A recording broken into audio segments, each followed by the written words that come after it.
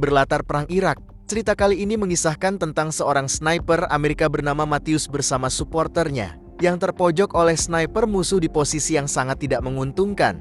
Yang paling mengerikan, mereka hanya mampu berlindung dan bertahan di balik sebuah dinding yang sudah usang dan rapuh. Situasi semakin mencekam ketika mereka menyadari bahwa lawan mereka bukanlah sniper biasa, melainkan sosok legendaris Irak yang dikenal dengan nama Juba. Seorang penembak jitu yang terkenal mematikan dan memiliki kesabaran luar biasa. Lalu, apakah mereka berdua berhasil selamat dan menemukan di mana sebenarnya posisi sniper tersebut? Tidak usah berlama-lama lagi, langsung aja kita ke ceritanya guys. Cerita ini dimulai di tahun 2007, saat Perang Amerika dan Irak sebenarnya sudah dinyatakan usai. Tapi siapa sangka, di hari yang sama dua tentara Amerika bernama Ice dan Matthews masih terjebak di area perang. Mereka ditugaskan untuk menginvestigasi serangan sniper di wilayah konstruksi jaringan pipa. Di sana mereka menemukan beberapa korban yang sudah tewas dengan luka tembak di kepala, seolah-olah ditembak dengan sangat presisi.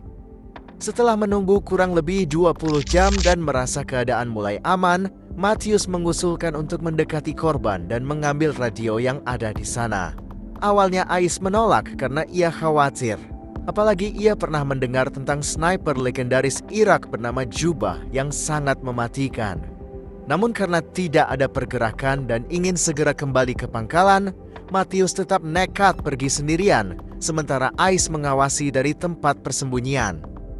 Awalnya terlihat aman, bahkan tingkah Matthews sempat membuat Ice sedikit tertawa. Tapi tiba-tiba suasana langsung berubah saat sebuah tembakan menghantam tubuh Matthews.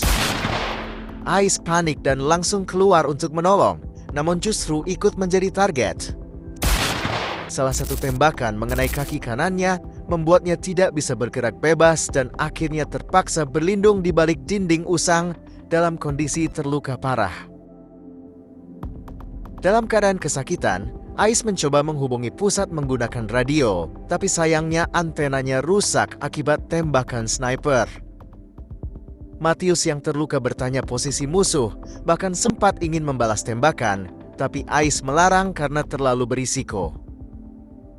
Sambil menahan rasa sakit dan kehilangan banyak darah, Ice mencoba mencari posisi sniper dengan melubangi dinding dan mengintip menggunakan teropong.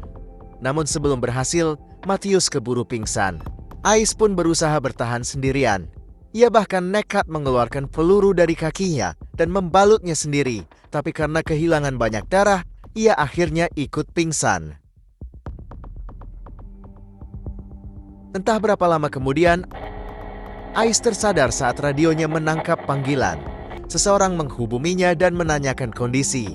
Ice menjelaskan situasi mereka dan meminta evakuasi.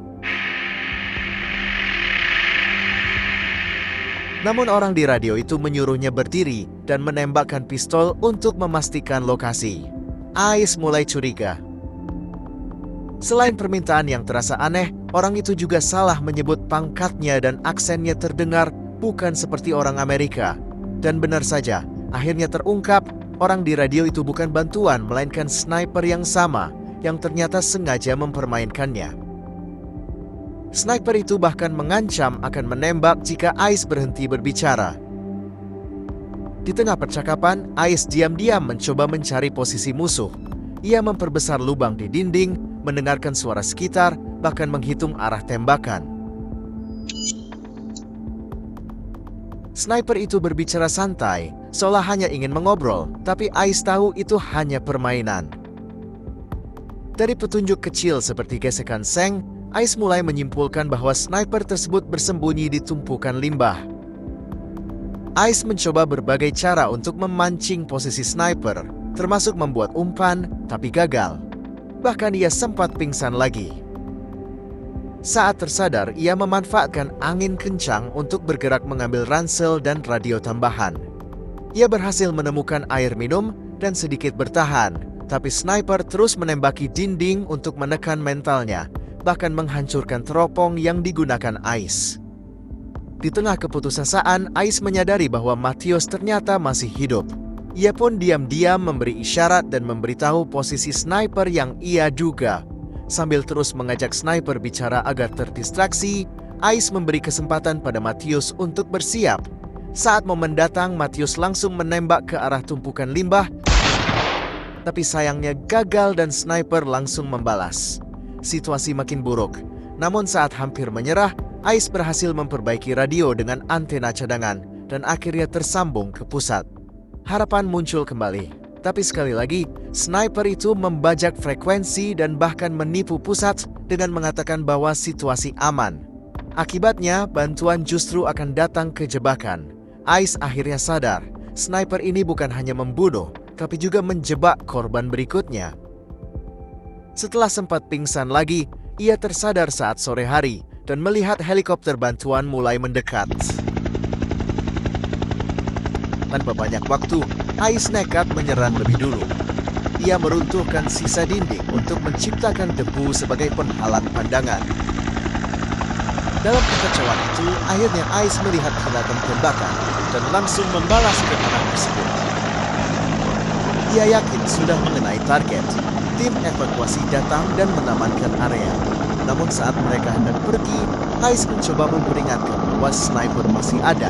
Sayangnya suaranya tertutup oleh suara helikopter.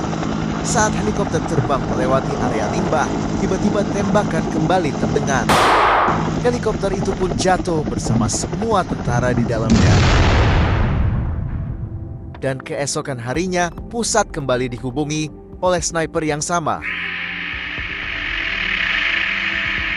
Jadi guys, menurut kalian di akhir cerita ini, apakah sniper itu akan terus mengulang jebakan yang sama dan membantai siapapun yang datang? Udah habis aja ceritanya. Tidak terasa ini sudah di akhir. Artinya kalian suka dengan ceritanya guys? Oh iya, jangan lupa like dan subscribe ya guys. Tetap selalu bahagia. Dan sampai jumpa di video selanjutnya.